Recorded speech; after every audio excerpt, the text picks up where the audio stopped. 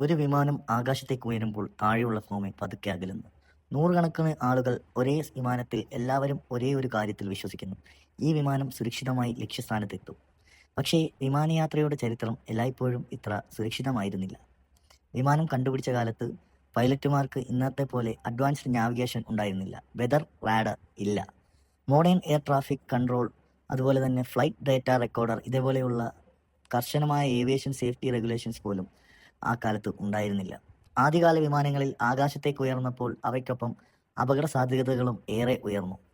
ഇന്നു മുതൽ നമ്മൾ തുടങ്ങുന്നത് ഒരു പുതിയ യാത്രയാണ്: വിമാനാപകടങ്ങളുടെ ചരിത്രം. ആദ്യകാല വിമാനാപകടങ്ങളിൽ നിന്ന് ഇന്നത്തെ അത്യാധുനിക ഏവിയേഷൻ സേഫ്റ്റി സംവിധാനങ്ങളിലേക്കുള്ള യാത്ര ഇതാണ്.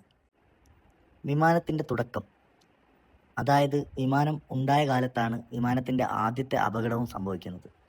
1903 ഡിസംബർ 17, അമേരിക്കയിലെ നോർത്ത് കാലിഫോർണിയ.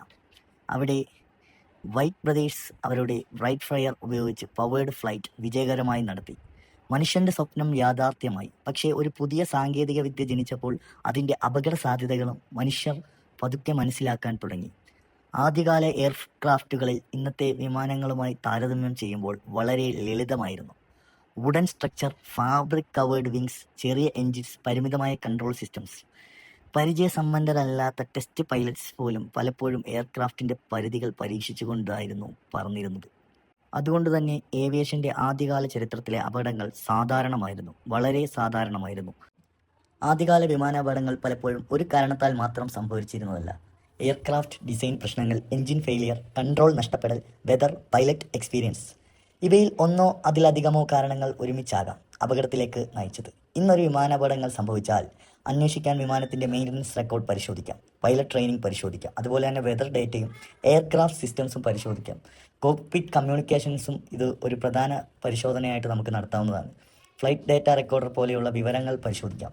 പക്ഷേ ഏവിയേഷനിലൂടെ ആദ്യകാലത്ത് ഇതൊന്നും ഉണ്ടായിരുന്നില്ല. അതിനാൽ ഓരോ അപകടവും അടുത്ത വിമാനത്തെ കൂടുതൽ സുരക്ഷിതമാക്കാനുള്ള ഒരു വലിയ പാഠമായി മാറി. ഒരു പ്രധാന ടേണിംഗ് പോയിന്റ്: വിമാനങ്ങൾ കൂടുതൽ വേഗത്തിൽ വികസിച്ചപ്പോൾ പൈലറ്റുമാർ കൂടുതൽ ദൂരം പറക്കാൻ തുടങ്ങി. മിലിറ്ററി ഏവിയേഷൻ വളർന്നു. പോസ്റ്റൽ ഫ്ലൈറ്റ്സ് തുടങ്ങി. പാസഞ്ചർ ഫ്ലൈറ്റ്സ് ആരംഭിച്ചു. എയർക്രാഫ്റ്റ് എണ്ണം കൂടിയതോടെ ഏവിയേഷൻ സേഫ്റ്റിയുടെ ഒരു വ്യക്തതയുടെ ഉത്തരവാദിത്വം മാത്രമല്ല ലോകം തിരിച്ചറിഞ്ഞു. ഒരു പൈലറ്റ് മാത്രം ശ്രദ്ധിച്ചാൽ മതിയാകില്ല. എയർക്രാഫ്റ്റ് നിർമ്മാതാക്കൾ, engine designers, mechanics, airport authorities, air traffic controllers, government regulators എല്ലാവരും സേഫ്റ്റിയുടെ ഭാഗമാകണം. ഇതാണ് പിന്നീട് ഏവിയേഷൻ സേഫ്റ്റിയുടെ അടിസ്ഥാനം ആവശ്യമായി മാറിയത്.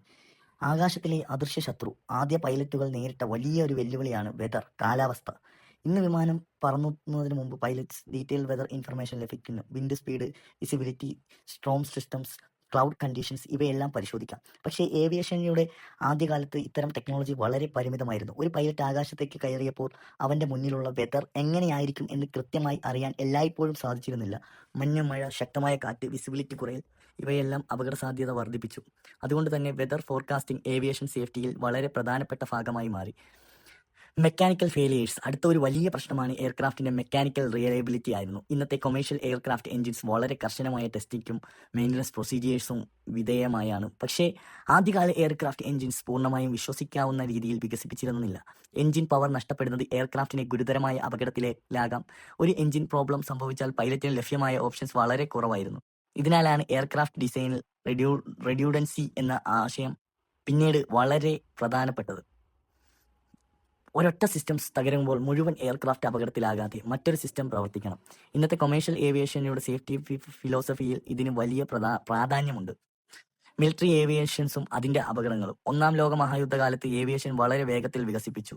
എയർക്രാഫ്റ്റിന് പരീക്ഷണ യന്ത്രങ്ങൾ മാത്രമായിരുന്നില്ല, അവ റെക്കഗ്നൈസേഷൻസ് കോമ്പാക്റ്റിന് ഉപയോഗിക്കാൻ തുടങ്ങി. പുതിയ എയർക്രാഫ്റ്റ് ഡിസൈൻസ് വളരെ വേഗത്തിൽ വികസിപ്പിക്കേണ്ട സാഹചര്യമുണ്ടായി. പുതിയ എൻജിൻസ്, പുതിയ വെപ്പൺസ്, പുതിയ സ്പീഡ്, കൂടുതൽ ആൾട്ടിറ്റ്യൂഡ്, എല്ലാ ഏവിയേഷൻ ടെക്നോളജിയും മുന്നോട്ട് കൊണ്ടുപോയി. പക്ഷേ അതോടൊപ്പം അപകടങ്ങളും വർദ്ധിപ്പിച്ചു. ഈ കാലഘട്ടത്തിൽ അപകടങ്ങളിൽ നിന്ന് എഞ്ചിനീയേഴ്സിനും പൈലറ്റ്സിനും എയർക്രാഫ്റ്റ് ബിഹേവിയറെക്കുറിച്ച് വലിയ അറിവ് ലഭിച്ചു. ഇത് ഏവിയേഷൻ ടെക്നോളജിയുടെ അടുത്ത തലമുറയ്ക്ക് സഹായമായി. ഏവിയേഷൻ റെഗുലേഷൻസ് എന്തുകൊണ്ട് ആവശ്യമായി വന്നു? വിമാനങ്ങൾ പാസഞ്ചർ ട്രാൻസ്പോർട്ടിനായി ഉപയോഗിക്കാൻ തുടങ്ങിയപ്പോൾ ഒരു വലിയ ചോദ്യം ഉയർന്നു: ആകാശത്ത് ആരാണ് നിയമങ്ങൾ നിയന്ത്രിക്കുന്നത്? റോഡിൽ വാഹനങ്ങൾക്ക് ട്രാഫിക് റൂൾസ് ഉള്ളതുപോലെ വിമാനങ്ങൾക്ക് റൂൾസ് വേണം. Pilot licensing, aircraft inspection, maintenance standard, airport procedures, navigation, communication ഇവയെല്ലാം ക്രമീകരിക്കേണ്ടി വന്നു. ഇതോടെയാണ് വിവിധ രാജ്യങ്ങളിൽ ഏവിയേഷൻ അതോറിറ്റീസും റെഗുലേഷൻസും വികസിച്ചത്. വിമാനാപകടങ്ങൾ സംഭവിച്ചാൽ അവയുടെ കാരണങ്ങൾ പഠിക്കുകയും അതേ തെറ്റ് വീണ്ടും സംഭവിക്കാതിരിക്കാൻ പുതിയ സേഫ്റ്റി റൂൾസ് കൊണ്ടുവരികയും ചെയ്തു. ക്രാഷ് ഇൻവെസ്റ്റിഗേഷനോട് പ്രാധാന്യം. ഒരു വിമാനാപകടത്തിന് ശേഷം ഏറ്റവും പ്രധാനപ്പെട്ട ചോദ്യം എന്താണ് സംഭവിച്ചത്? പക്ഷേ അതിനേക്കാൾ പ്രധാനപ്പെട്ട ചോദ്യം ഇത് വീണ്ടും സംഭവിക്കാതിരിക്കാൻ എന്ത് ചെയ്യണം എന്നതാണ്. ഇതാണ് മോഡേൺ ആക്സിഡന്റ് ഇൻവെസ്റ്റിഗേഷന്റെ പ്രധാന ലക്ഷ്യം. ഒരു അപകടത്തെ കുറ്റക്കാരനെ കണ്ടെത്താനുള്ള ശ്രമമായി മാത്രം കാണാതെ സിസ്റ്റം എവിടെയാണ് പരാജയപ്പെട്ടത് എന്നാണ് അന്വേഷണങ്ങളിൽ പരിശോധിക്കുന്നത്. പൈലറ്റ് എറർ ആയിരുന്നോ, മെക്കാനിക്കൽ ഫെയിലിയർ ആയിരുന്നോ, വെതർ പ്രോബ്ലം ആയിരുന്നോ, മെയിൻ്റനൻസ് ഇഷ്യൂ ആയിരുന്നോ, കമ്മ്യൂണിക്കേഷൻ പ്രോബ്ലം ആയിരുന്നോ, അല്ലെങ്കിലും പല ചെറിയ പ്രശ്നങ്ങൾ ഒന്നിച്ചു ചേർന്നതാണോ? ഇത്തരത്തിലുള്ള അന്വേഷണങ്ങളിൽ നിന്ന് ഏവിയേഷൻ ഇൻഡസ്ട്രി വലിയ പാഠങ്ങൾ പഠിച്ചു. ഓരോ അപകടങ്ങളും ഓരോ വലിയ ലെസൺ തരുന്നുണ്ട്. അത് നമ്മളെ സേഫ്റ്റിയെ നമ്മൾ വർദ്ധിപ്പിക്കാനുള്ള കാരണമാകുന്നു. വിമാനാപകടങ്ങളുടെ ചരിത്രം നോക്കുമ്പോൾ ഒരു കാര്യം വ്യക്തമാണ്. ഓരോ വലിയ അപകടത്തിനും ഏവിയേഷൻ സേഫ്റ്റിയോടെ ഒരു ഇമ്പാക്റ്റ് ഉണ്ടാകാറുണ്ട്. ഒരു പുതിയ കോക്പിറ്റ് പ്രൊസീജിയേഴ്സ്, പുതിയ പൈലറ്റ് ട്രെയിനിങ്, കൂടുതൽ ശക്തമായ എയർക്രാഫ്റ്റ് ഡിസൈൻ, മികച്ച നാവിഗേഷൻ സിസ്റ്റം, അതുപോലെ തന്നെ weather information system, improved airport procedures, emergency equipment ഇവയെല്ലാം വർഷങ്ങളായി വികസിപ്പിച്ചു വന്നു. അതുകൊണ്ടാണ് ഇന്നത്തെ കൊമേഴ്ഷ്യൽ ഏവിയേഷൻ ലോകത്തിലെ ഏറ്റവും സുരക്ഷിതമായ ഗതാഗത സംവിധാനങ്ങളിൽ ഒന്നായി മാറിയത്. പക്ഷേ ഈ സുരക്ഷ ഒരു ദിവസം കൊണ്ട് ഉണ്ടായതല്ല. പതിറ്റാണ്ടുകളുടെ അനുഭവവും ഗവേഷണവും ചിലപ്പോൾ ദാരുണമായ അപകടങ്ങളിൽ നിന്നുള്ള പാഠങ്ങളെ ചേർന്നാണ് ഇത് രൂപപ്പെട്ടത്. മനുഷ്യൻ ആദ്യമായി പവേർഡ് എയർക്രാഫ്റ്റ് പറത്തി. ആ നിമിഷം ഏവിയേഷൻ്റെ ജനനമായിരുന്നു. പക്ഷേ അതിൽ പിന്നാലെ വന്ന ദശകങ്ങൾ വിജയങ്ങളുടെയും പരാജയങ്ങളുടെയും കഥയായിരുന്നു. ആകാശത്തെ കീഴടക്കാൻ മനുഷ്യൻ പഠിക്കുമ്പോൾ ആകാശം മനുഷ്യനോട് ഒരു കാര്യം കൂടെ പഠിപ്പിച്ചു. സാങ്കേതിക വിദ്യ മാത്രം മതിയാകില്ല, സുരക്ഷയും അതിനോടൊപ്പം വളരണം. ഇന്നൊരു വിമാനം ടേക്ക് ഓഫ് ചെയ്യുമ്പോൾ നമ്മൾ കാണുന്നത് ഒരു എയർക്രാഫ്റ്റ് മാത്രമാണ്. പക്ഷേ അതിൻ്റെ പിന്നിൽ 100-ലധികം വർഷം ഏവിയേഷൻ എക്സ്പീരിയൻസ് ഉണ്ട്. അപ്പോൾ സുഹൃത്തുക്കളെ, ഇതായിരുന്നു നമ്മുടെ വിമാനാപകടങ്ങളുടെ ചരിത്രം എന്ന സീരീസിൻ്റെ ആദ്യ എപ്പിസോഡ്. ഇനിയും നല്ല നല്ല കോണ്ടന്റ് ക്രിയേറ്റീവ് ആയിട്ടുള്ള അടുത്ത വിമാനാപകടങ്ങളുടെയൊക്കെ റെക്കോർഡ്സുമായി നമ്മൾ എത്തുന്നതായിരിക്കും. അപ്പോൾ സ്റ്റേ ട്യൂൺഡ്. ബൈ.